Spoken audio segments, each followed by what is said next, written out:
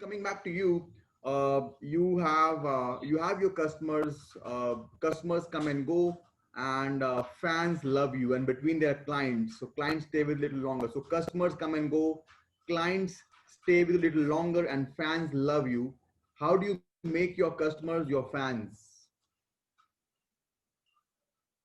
That's a good question. I honestly, I think it's through branding.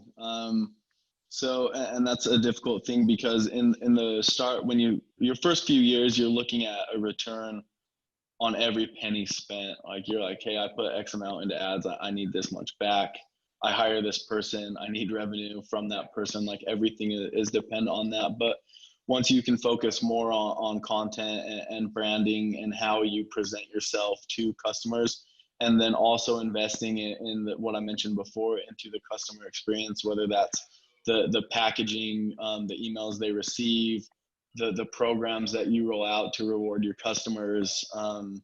I think that's the big piece to turning customers into fans. You can do it through the influencer marketing.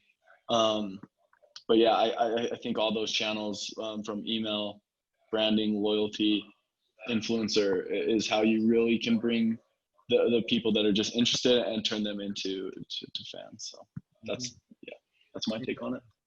So Hayden is saying that you got to go all out from SEO to content marketing to branding to being an influencer. You got to do everything right to make your customers into your fans. Thank you so much, Hayden, for that.